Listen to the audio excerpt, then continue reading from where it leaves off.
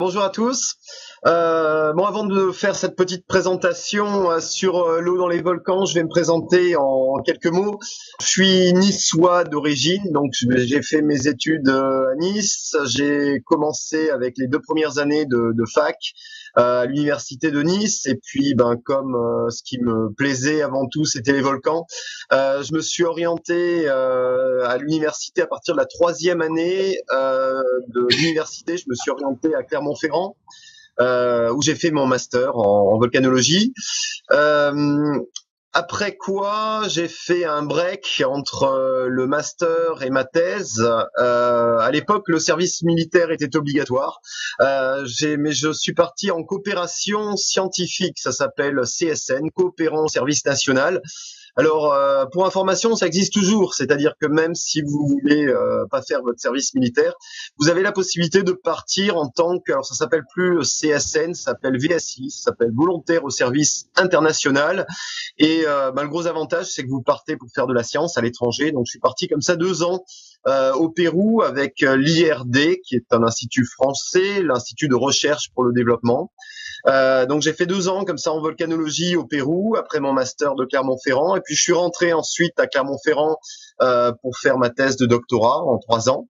On va un petit peu parler de tout ça ensemble sur les circulations de fluides à l'intérieur de volcans. Et après mon doctorat, je suis parti, j'ai fait 3 ans d'expérience à l'étranger, en Italie, en post-doctorat, donc 1 an et demi à Naples, 1 an et demi à Palerme. Et puis en 2005, à partir de 2005, j'ai eu le concours comme maître de conférence à l'Université de La Réunion. Donc je suis depuis enseignant-chercheur à l'Université de La Réunion. Le thème d'aujourd'hui, c'est explorer l'eau des volcans. Alors, pourquoi l'eau? Parce que c'est organisé par la Vigie de l'eau, et c'est justement ma thématique d'étude. Donc, dit d'une manière un petit peu plus scientifique, on va parler de l'étude de la structure interne des volcans par le biais des systèmes hydrothermaux. Alors, hydrothermaux, dans le mot, il y a eau, il y a hydrothermaux, c'est-à-dire les circulations d'eau chaude à l'intérieur donc des volcans. Alors on peut se poser la question, pourquoi est-ce intéressant d'étudier ces circulations d'eau à l'intérieur des volcans? Vous avez un dynamisme que vous connaissez peut-être bien, le dynamisme strombolien.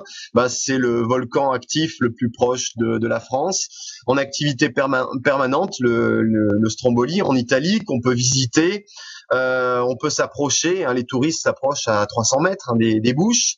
Et le passage d'un dynamisme strombolien à du dynamisme surtséien, c'est-à-dire extrêmement explosif, se fait tout simplement, si vous regardez ce graphe nous donne l'énergie libérée par un style de dynamisme. Donc vous avez à gauche le strombolien, au milieu vous avez le surtséien.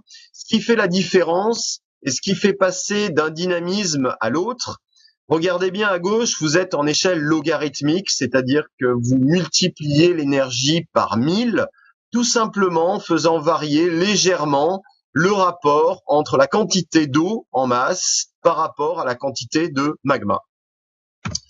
Alors, le dynamisme le moins explosif de tous, c'est le dynamisme hawaïen, défini à Hawaï sur le Kilauea, et qui est présent aussi là où je travaille, sur le piton de la Fournaise. Vous avez ce même type de dynamisme de type hawaïen.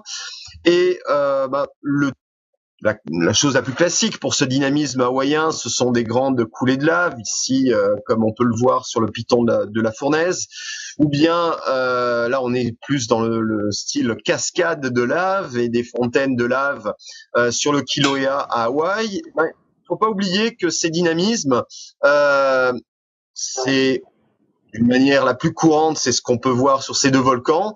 Mais regardez, là, on est bien toujours sur le piton de la Fournaise. On est en 1961, c'est du dynamisme fortement explosif. Ici, on est bien à Hawaï, on est sur le Kilauea en 1924. Mais pourquoi aller jusqu'en 1924? Il y a qu'à voir ce qui se passe. Il y a depuis quelques semaines sur le Kilauea à Hawaï, vous avez donc un dynamisme ultra explosif. Dans les 2 cas, Cette explosivité est liée à quoi? Elle est liée à l'interaction entre de l'eau et du magma. Si vous vous rappelez un petit peu, il y a quelques années, en Islande, ce fameux volcan Eyjafjallajökull en Islande, l'éruption de 2010, un volcan qui a paralysé toute l'Europe pendant une semaine. C'est un volcan aussi avec un dynamisme de type hawaïen. Pourtant, il a envoyé donc descendre jusqu'à plus de 9 kilomètres dans l'atmosphère. Et ben cette interaction, c'est complètement, enfin cette manifestation volcanique, c'est tout à fait atypique pour un volcan de type hawaïen. La seule particularité, c'est qu'on est en Islande et qu'au-dessus des volcans, vous avez des glaciers et que forcément, quand un volcan de ce type va reprendre de l'activité, vous allez avoir une très forte interaction au magma, l'eau venant évidemment du glacier qui se situe juste au-dessus du volcan. Alors, si on regarde un petit peu les désastres volcaniques historiques les plus importants, vous en avez trois. Santorin, qui a abouti carrément à l'extinction d'une civilisation. Le Tambora, en Indonésie, qui a fait 60 000 victimes. Le Krakatau, en 1882, en Indonésie aussi, qui a fait 36 000 victimes. Vous avez un point commun entre ces trois volcans qui ont été les trois désastres volcaniques historiques les plus importants. Le point commun entre ces trois volcans, c'est tout simplement, dans les trois cas, d'être une petite île volcanique. Et qui dit petite île volcanique dit forcément interaction qui va être favorisée entre l'eau et le magma, l'eau de mer dans ce cas présent, et le magma lorsqu'il remonte. Et dans les trois cas, ce qu'on a à faire, on a affaire à un dynamisme particulièrement explosif lié à l'interaction tout simplement entre ces deux corps, donc du magma à 1200 degrés et de l'eau de mer qui va être vaporisée brutalement et être responsable de ce dynamisme explosif. Un événement particulier, en 1980, le mont St. Helens aux États-Unis qui s'effondre et qui va produire une éruption particulièrement violente. Pourquoi? Parce qu'à l'intérieur du volcan, vous avez donc de l'altération hydrothermale, vous avez de l'eau qui circule à très haute température, qui fragilise le volcan, qui argilise le volcan, et vous avez la conséquence, c'est cette éruption catastrophique, phénoménale, qui s'est produite au mont St. Helens en 1980. Alors, on va rentrer dans le vif du sujet. On va voir l'approche pour détecter les circulations de fluides à l'intérieur des volcans. Alors, de quel fluide va-t-on parler? J'ai commencé à présenter le sujet. L'eau, évidemment, va faire partie de ce thème. Pourquoi mettre en évidence l'eau à l'intérieur des volcans et comment va-t-on y arriver? Alors, quelle sorte de fluide? On va voir ça ensemble. Pourquoi est-ce important de détecter ces fluides? Bien entendu, le fluide le plus abondant à l'intérieur d'un volcan, c'est l'eau. Son origine, à 99,99%, c'est de l'eau d'origine météorique, c'est-à-dire c'est de l'eau qui est à l'extérieur du système, qui va rentrer dans le système et qui va éventuellement remonter sous forme de vapeur d'eau, de fumerolles, etc. Et puis vous avez un autre gaz, un autre fluide important qui est présent sous forme gazeuse, qui est le dioxyde de carbone, qui est tout simplement un gaz d'origine magmatique. Lorsque le magma va remonter, vous allez avoir ce gaz, ce CO2 qui va se sortir, s'exsolver, on va dire, qui va sortir des magmas sous forme gazeuse et qui va remonter à l'intérieur d'un édifice volcanique. Alors, on va s'intéresser à voir les relations entre ces circulations d'eau qui viennent de l'extérieur et ces circulations de CO2 qui vont percoler, qui vont se dissiper à l'intérieur du volcan. Alors vous en doutez, la relation entre ces deux choses, pour qu'un fluide puisse couler, il faut tout simplement qu'il y ait une perméabilité plus grande. Donc, il va y avoir un lien forcément entre ces deux paramètres, entre l'eau et le gaz à l'intérieur d'un volcan.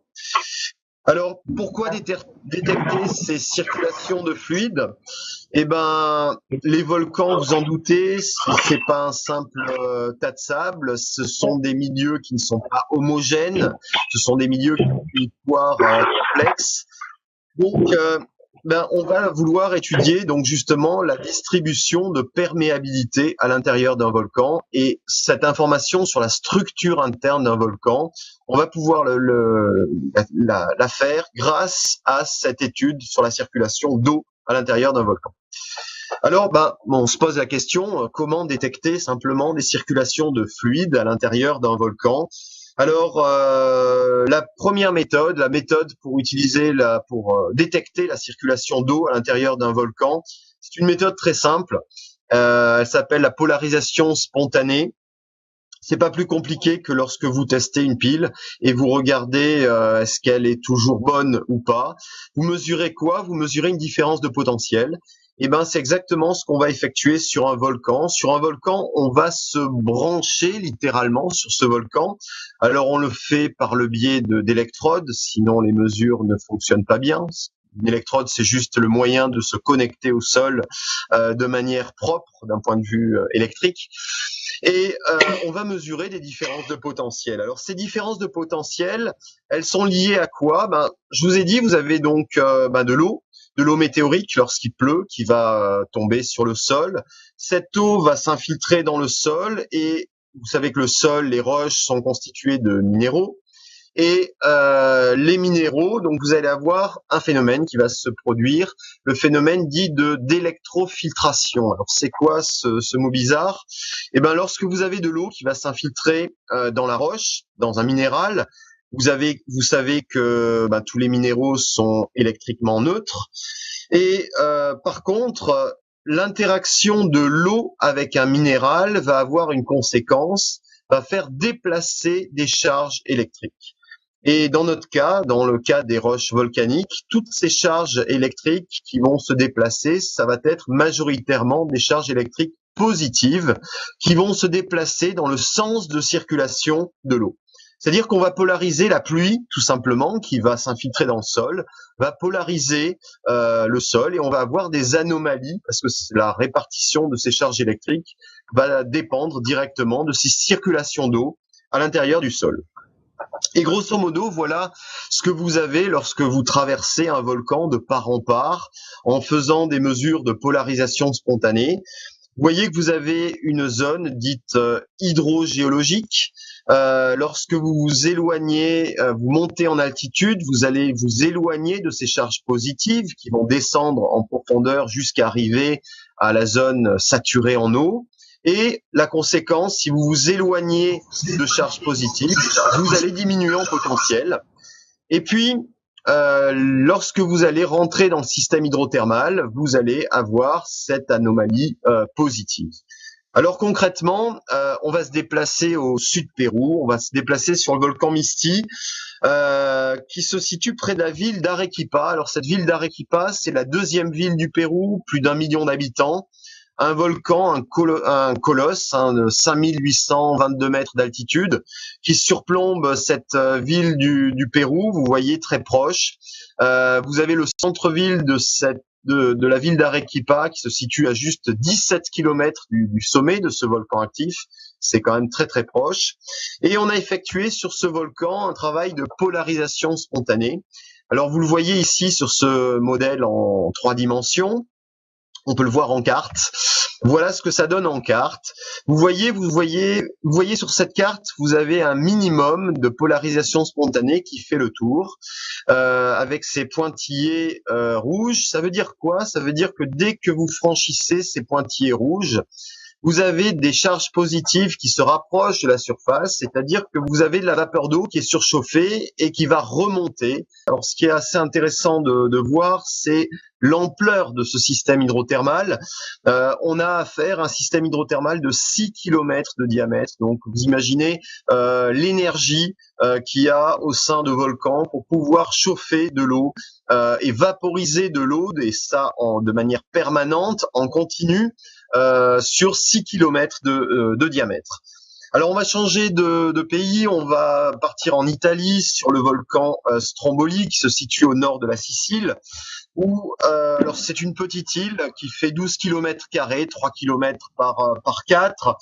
Et c'est une île qui est parfaitement bien connue de par sa géologie, ses différentes limites de cratères, de zones d'effondrement, de calderas, de failles. Et sur ce volcan, on a réalisé deux types d'études. Une carte de polarisation spontanée pour voir les circulations d'eau sur ce volcan et une carte de CO2. Je vous parlais de CO2 tout à l'heure. Le CO2 est d'origine magmatique, essentiellement d'origine magmatique sur un volcan. Alors, nous avons réalisé sur ce volcan des méthodes de gaz diffus, c'est-à-dire que vous voyez, on utilise une seringue. On va donc littéralement pomper à 50 cm de profondeur du gaz dans le sol et on va injecter ce gaz du sol dans cette petite mallette noire. Et si on l'ouvre à l'intérieur de cette mallette noire, vous avez tout simplement des spectromètres infrarouges qui vont nous donner des concentrations en parties par million de ce CO2 présent dans le sol. Alors, on va voir ensemble le profil est-ouest qui recoupe nord-est-sud-ouest plutôt, qui recoupe l'ensemble de l'île. Et voilà ce que l'on obtient. Alors, vous voyez à gauche, vous avez la topographie. Vous avez la tendance générale, c'est lorsqu'on compare les circulations d'eau et de gaz dans un volcan, eh ben on a cette particularité. On va avoir, vous voyez ici, des minima en polarisation spontanée. Ça veut dire quoi? Je vous ai dit que dans un volcan, vous allez avoir des circulations de charges positives.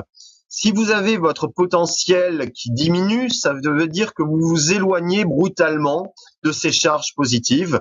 Ça veut dire que au niveau de ces différentes anomalies, A1, A2, A3, A4, vous avez de l'eau qui s'infiltre en profondeur. Vous avez des zones où cette eau s'infiltre de manière préférentielle. Et sur ces mêmes zones, vous voyez que vous avez le pendant avec des anomalies en gaz du sol, en CO2, qui vont remonter. Donc vous avez ces anomalies A1, B1, A2, B2, A3, B3, A4, B4.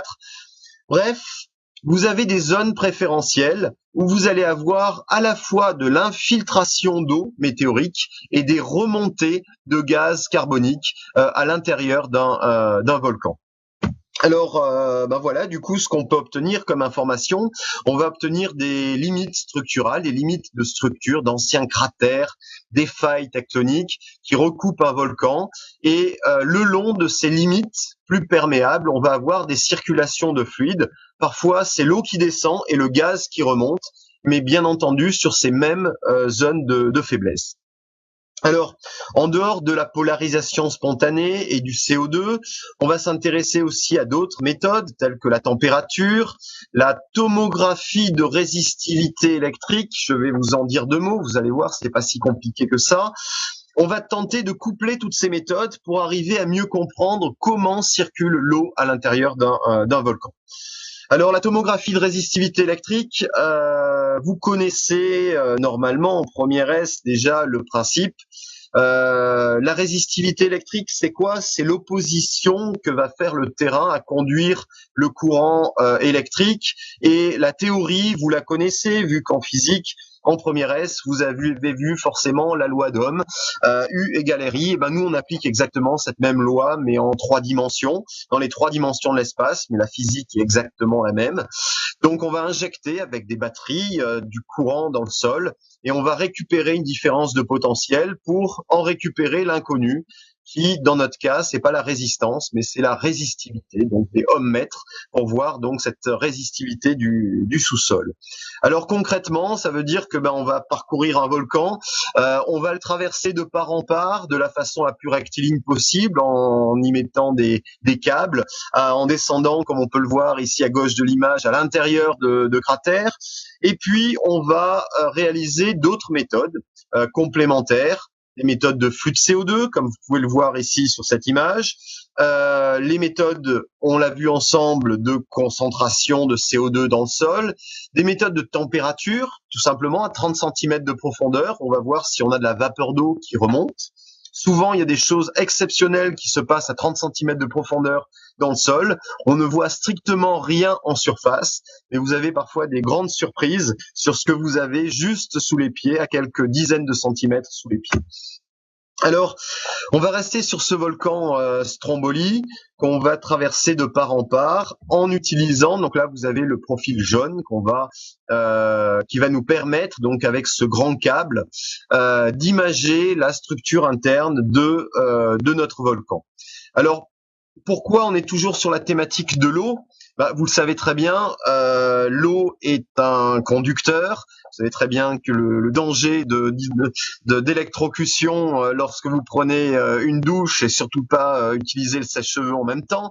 Donc là, c'est justement cette propriété de conduire le courant électrique qu'on va utiliser pour avoir une imagerie de l'intérieur du volcan, une imagerie qui va être éclairée grâce à l'eau, qui va être en fait le seul conducteur que l'on va retrouver à l'intérieur d'un volcan et qui circule à l'intérieur de tout un édifice volcanique. C'est justement l'eau que l'on cherche à détecter. Alors voilà ce que ça donne avec ces méthodes. Vous voyez, vous avez tout un panel de couleurs qui va du bleu. Du bleu sans les valeurs de plus faible résistivité, c'est-à-dire si c'est faiblement résistif, ça veut dire que c'est conducteur, ça veut dire qu'il y a beaucoup d'eau.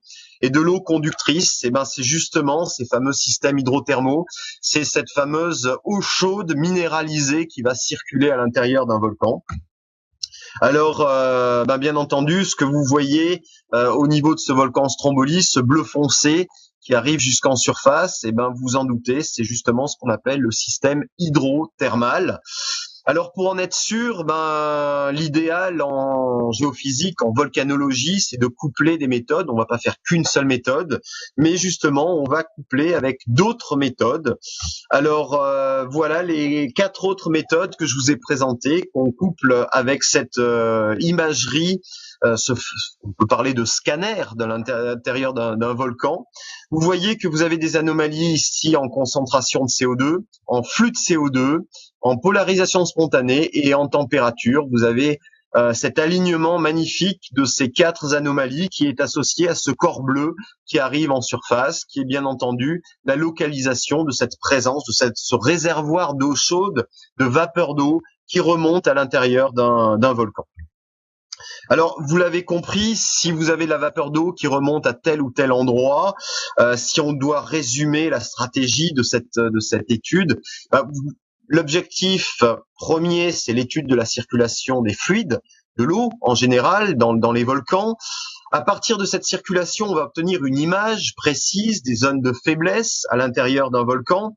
Et une fois qu'on connaît ces zones de faiblesse à l'intérieur d'un volcan, l'étape suivante, ça va être d'installer du matériel de surveillance de façon stratégique, évidemment sur les endroits les plus faibles. Vous en doutez, lorsqu'un volcan va reprendre d'activité, c'est bien entendu les zones les plus faibles qui vont casser, qui vont soit permettre à du magma de remonter d'une façon atypique vers la surface, soit permettre à un volcan de glisser, des glissements de flanc d'îles volcaniques, il y en a partout dans le monde. Donc, vous comprenez toute la stratégie qu'il y a dans l'étude de cette circulation de l'eau à l'intérieur des volcans. C'est connaître les zones de faiblesse de ce volcan pour faire de la surveillance adaptée par rapport à chaque volcan. Il faut connaître ses particularités, connaître ses zones de faiblesse, on va dire, pour pouvoir le surveiller de la façon la plus pointue possible. Alors, la localisation de ces zones à fort contenu en eau, elle va nous permettre, vous l'avez compris, de connaître où sont situées aussi ces réserves d'eau à l'intérieur d'un volcan. Et vous l'avez compris avec l'introduction de ma présentation, ça va nous permettre aussi de mieux comprendre l'interaction et le risque potentiel d'interaction sur un volcan entre l'eau et du magma. C'est pas toujours de l'interaction entre de l'eau de mer et du magma.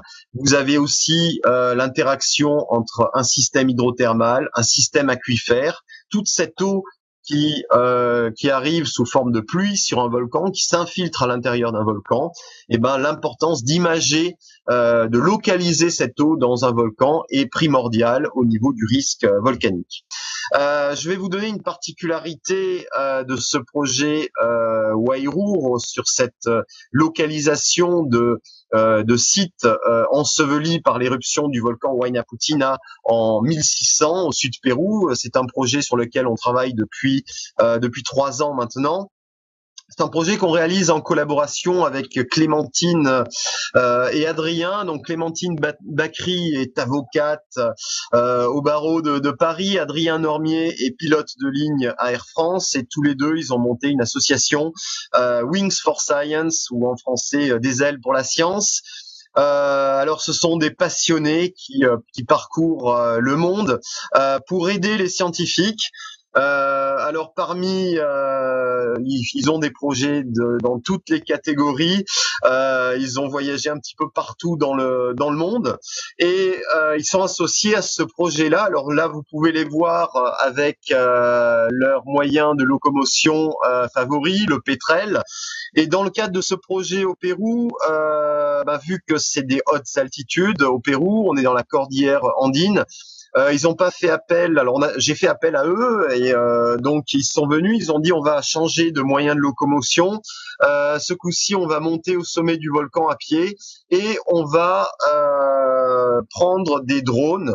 Alors ils ont des drones. Ils sont venus avec des drones Parrot. Alors évidemment, ils n'ont pas fait que de l'image dans le visible.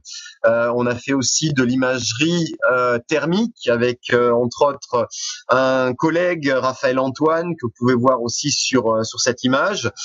Adrien a des talents de pilote embarqué, mais aussi de pilote de drone.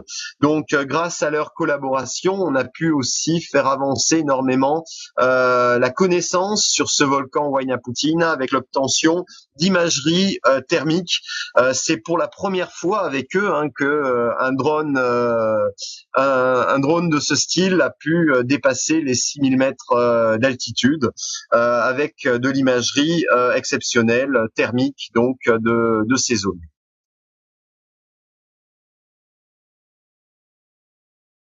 Alors, il y a plein de volcans autour de toi, c'est ça? Tout à fait. Alors on a 3 volcans qui entourent toute la ville. Donc le plus ancien qui est le Pichu Picchu, qui est relativement plat. Tu as le Chachani, qui est celui-là, et puis le Misti qu'on a à ce niveau-là. Donc le Misti est un volcan actif. Alors c'est un des volcans les plus dangereux au monde. Ah ouais. Imagine, le Misti, tu es quand même au sommet, tu as 5822 mètres d'altitude. Le centre-ville d'Arequipa est à 2300 mètres d'altitude.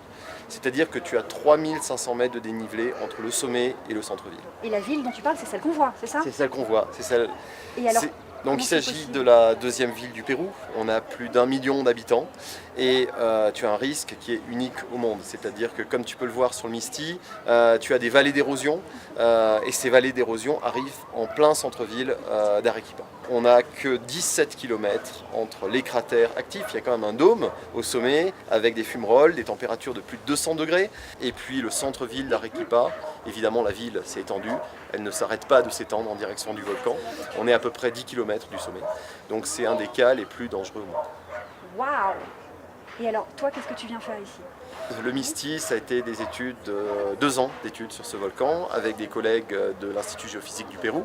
Et puis maintenant, on a un très gros projet parce qu'il faut savoir qu'au Pérou, il n'y a pas que le risque Misti. Il y a un volcan qui est exceptionnel au niveau de son histoire, qui est très peu connu. Ce volcan, c'est le Huayna Putina, donc un nom qui n'est pas si connu que ça. Et pourtant, il s'agit de l'éruption la plus importante de toute l'Amérique latine. Cette éruption, elle date de 1600, de 19 février 1600. Donc cette éruption est colossale puisque la quantité de produits qui a été émise par cette éruption, elle est entre 4 et 7 fois la quantité de produits qu'a émis le Vésuve lors de son éruption de 79. On est en train de parler de l'éruption qui a complètement enseveli Pompéi, Herculanum, etc. D'accord. Les dégâts, en fait, vu que tous les villages ont été complètement ensevelis, on ne sait pas. C'est un grand point d'interrogation. Des impacts, oui. Des impacts climatiques au niveau mondial. Il faut savoir que dans les 500 dernières années, c'est l'éruption qui a eu l'impact climatique le plus important. Donc une diminution de la température à l'échelle globale de plus de 1,1 degré. Alors, le gros problème du Huayna Putina, c'est que l'épaisseur de dépôt de pierre ponce de cette éruption a été tellement importante qu'on n'a même pas une idée. Alors, il y a quelques écrits, mais on ne sait pas exactement combien de villages ont été ensevelis sous le Huayna Putina.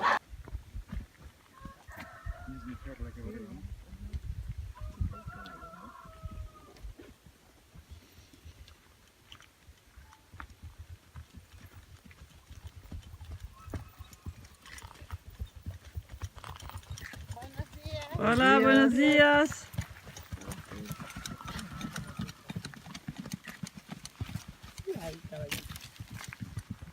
Avec ce drone, on va chercher des sites perdus. Pour que ça décolle, il faut le lancer face au vent. Il y a pas mal de vent. Ça peut être un problème parce que c'est très léger, là il pèse moins d'1 kilo. Donc on va voir comment ça se comporte quand il y a pas mal de vent. Ok. Donc là si vous êtes prêts, moi je le suis, pour essayer de le faire décoller.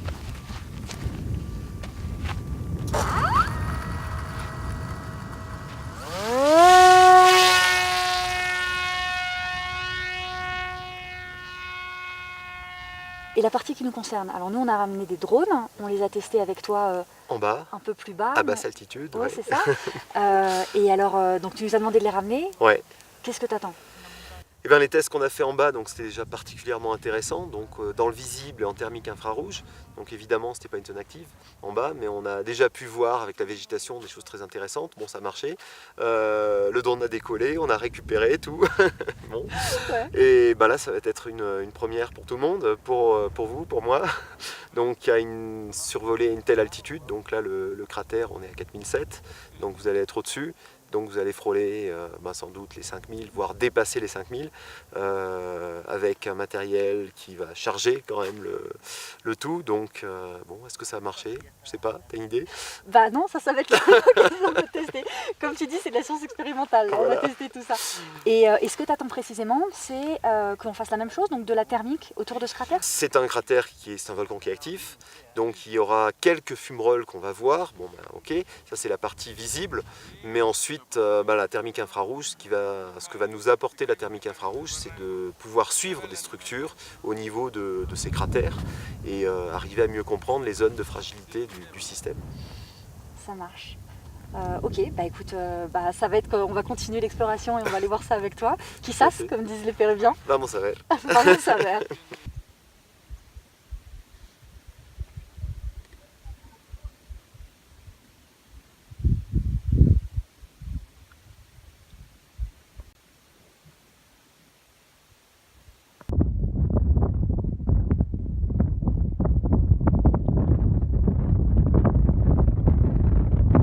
Wow, on est en haut du Huayna Putina. On a réussi à suivre Anthony et Rachel, c'était pas facile parce qu'à quasiment 5000 mètres, moi l'oxygène me manque, vraiment. Dès que je marche, bam, ça me lance dans la tête. En plus il y a un vent de malade, il doit y avoir, je sais pas, 60 km/h de vent. Bon, 60 km/h de vent, les petits drones devraient voler normalement. Dans la grosse question, c'est est-ce qu'on va être capable de les récupérer? Parce que pour les faire rentrer dans le cratère, il va y avoir des turbulences de dingue. Donc voilà, on va les lancer, un premier vol normal, un second vol avec une caméra 360, un troisième vol avec une caméra thermique. Et une fois qu'on aura testé ça, qu'on aura bien récupéré la caméra thermique, on fera un vol avec un petit quadricoptère qu'on récupérera dans le fond du cratère tout en bas. Par là. Ok? Dans cette direction-là. C'est bien ça. Ouais, mais il reste plus de jus là. Il est 150 mètres au-dessus de nous, on devrait le voir bientôt. Et el drone es aquí. Tu le vois ou pas? ¿Has visto algo aquí? ¿Viste la montaña? Debe ser cerca de aquí. Ahí está. ¿Dónde? Ok. Ahí está, mira, acá. Ah, bien, bravo Adri. Ahí está. Cerca.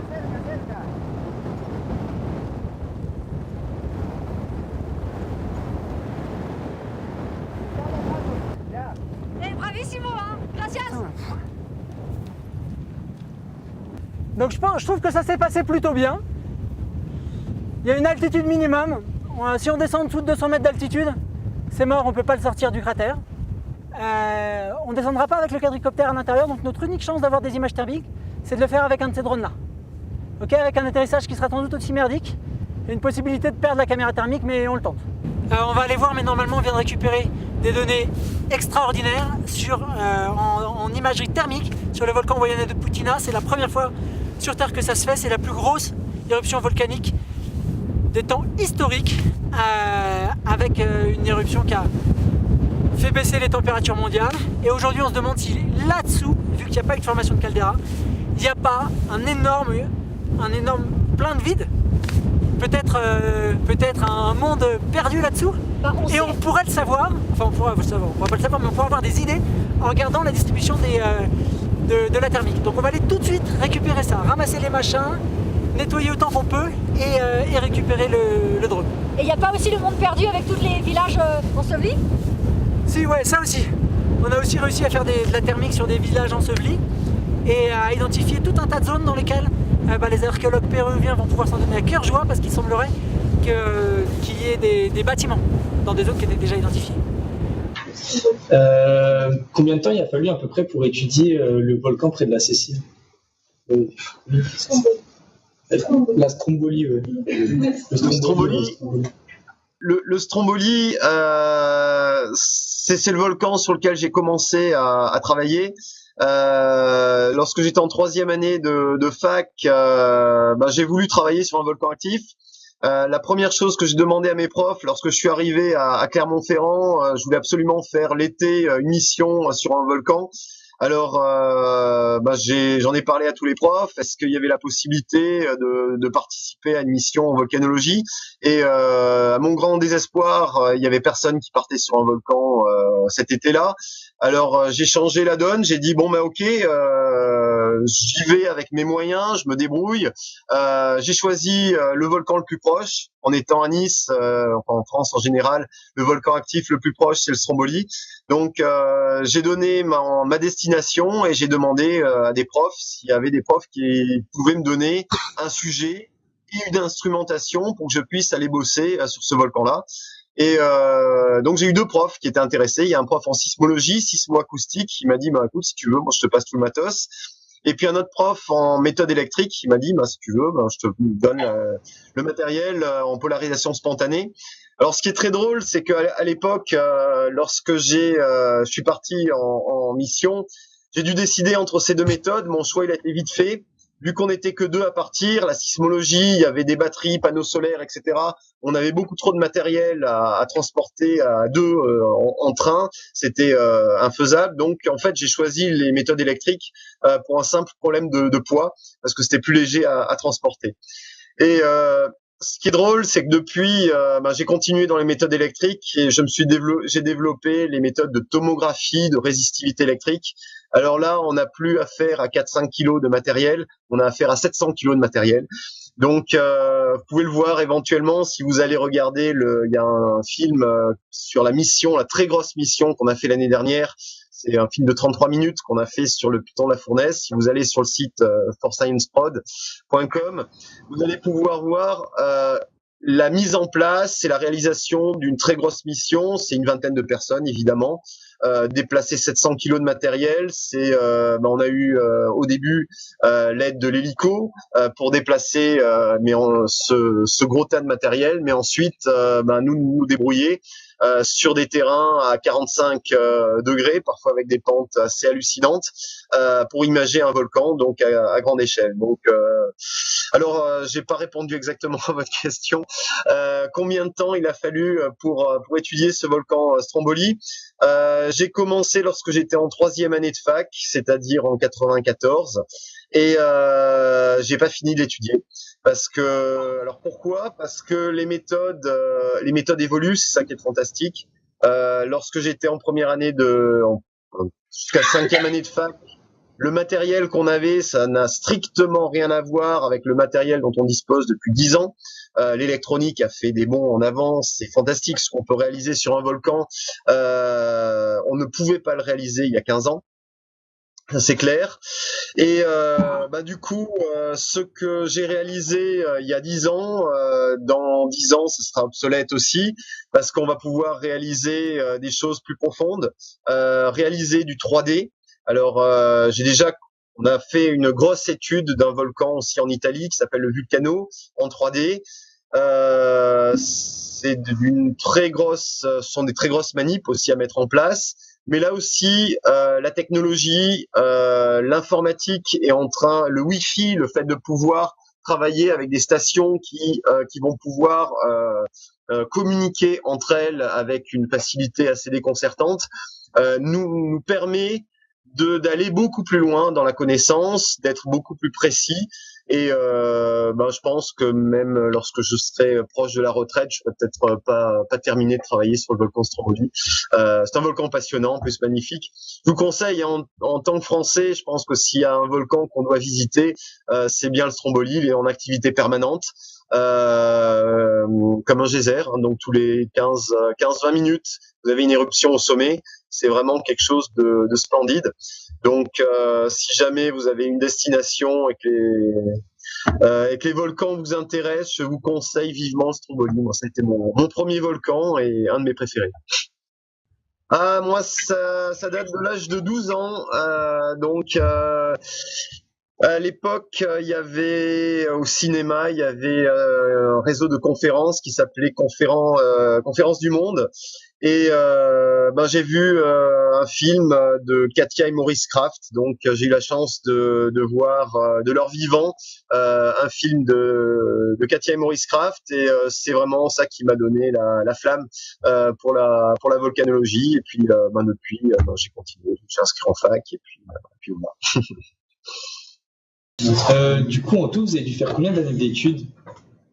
Je commence toujours par ça lorsque j'ai mes étudiants en première année de fac, sur cette notion qui généralement effraie tout le monde, sur le nombre d'années d'études. En fait, je considère qu'il n'y a pas arrivé à 4 ans et demi, on peut plus parler d'années d'études. Pourquoi? Parce que lorsque vous arrivez à 4 ans et demi, vous êtes en master 2. Bon, 4 ans et demi après le bac, bien entendu. Lorsque vous êtes en master 2, le deuxième semestre du master 2, on peut plus appeler ça des études, vous allez travailler sur un sujet de recherche. Et depuis quelques années, vous le savez peut-être ou pas, je sais pas, vous êtes financé, c'est-à-dire que vous avez un petit salaire déjà à partir du master 2. Donc même si vous avez toujours le statut d'étudiant, moi je parle plus vraiment d'études, c'est-à-dire que vous allez vous faire plaisir à partir de la deuxième année du master 2. Après vous enchaînez avec une thèse c'est 3 ans, mais là encore, est-ce qu'on peut parler d'études? Non, vous allez vous faire plaisir, vous êtes payé et vous allez tout simplement étudier le domaine qui vous passionne, c'est l'objectif d'une thèse. Après une thèse, généralement, avant d'être embauché, alors si vous parlez d'années d'études, avant d'avoir un CDI, un contrat à durée indéterminée, la moyenne, c'est de faire 3 ans de post-doctorat à l'étranger. Mais là encore, c'est un contrat, vous êtes payé, c'est une expérience fantastique, vous partez dans un pays étranger, donc j'ai choisi l'Italie parce que j'avais déjà adoré depuis ma 3e année de licence, donc j'ai voulu continuer en Italie.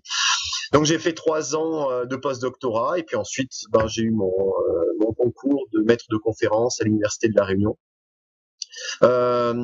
J'ai envie de dire les postes, la pression en tant que volcanologie, si vous faites du très bon travail, vous êtes motivé, il n'y a pas de problème de chômage ou quoi que ce soit.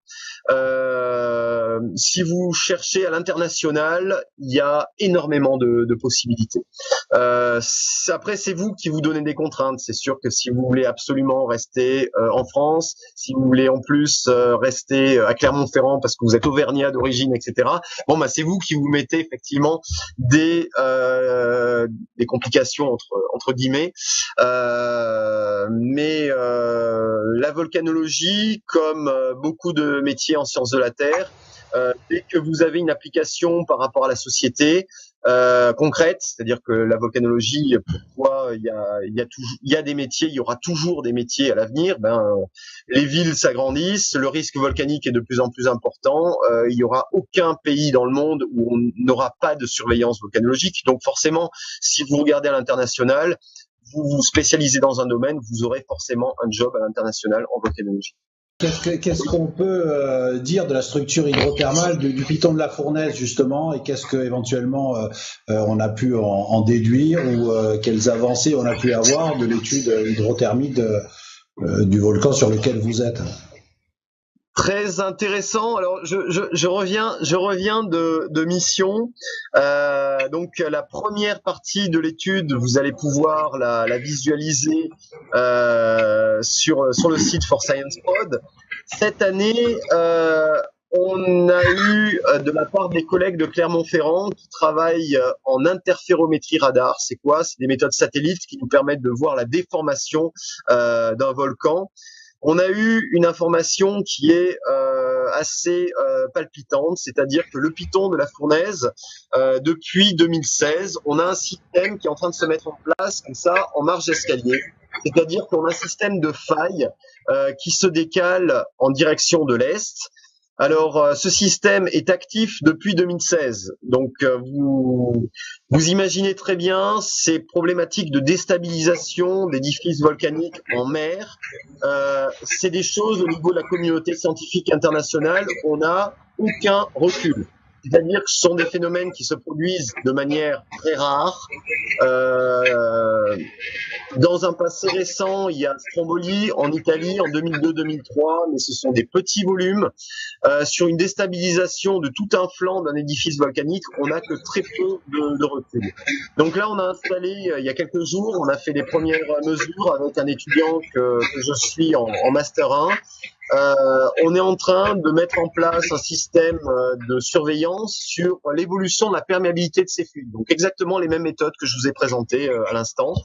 On va voir comment dans le temps évolue la perméabilité de ces fluides, et évidemment on va comparer ça avec ce qu'on voit depuis l'espace, depuis donc voir ces déformations et comment le système est en train d'évoluer en déplacement vertical.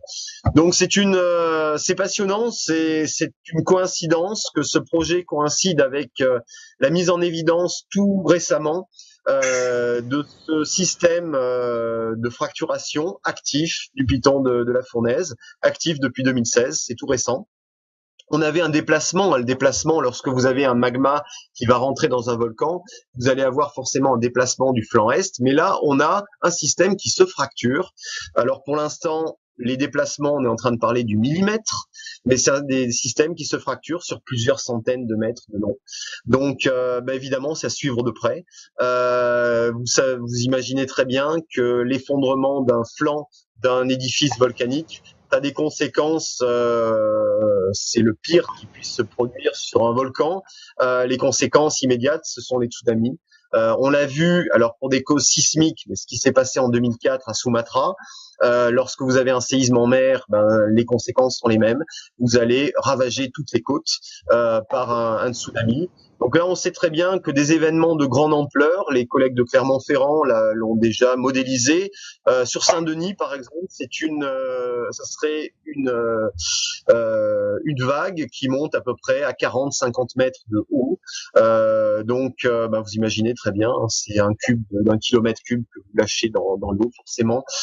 Vous ravagez toutes les côtes, mais ça se limite pas qu'à la Réunion. Vous allez comme ça, de proche en proche, Maurice et dans tout l'océan Indien. Donc c'est un gros projet. Ce système de failles s'est mis en place justement sur le système hydrothermal, là où on a les circulations de ces fluides chauds.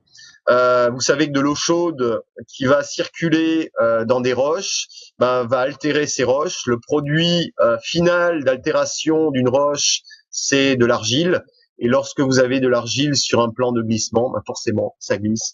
Et ça glisse dans l'endroit où, pour le piton de la Fournaise, l'endroit qui est, c'est le flanc est, donc le plus ouvert en direction de la mer. Donc c'est quelque chose qu'on va suivre avec beaucoup d'attention dans les années qui viennent.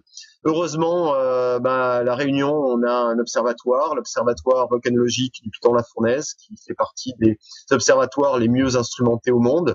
Donc, il y a de la surveillance en permanence, il y a des stations GPS, il y a plus de 100 stations qui envoient en permanence de l'information à l'observatoire. Donc, on espère bien entendu que si on devait avoir un phénomène d'aussi grande ampleur, On verra bien entendu des précurseurs, mais c'est une grande question donc qu'on va suivre de très très près sur le piton de la fournaise dans les prochaines années.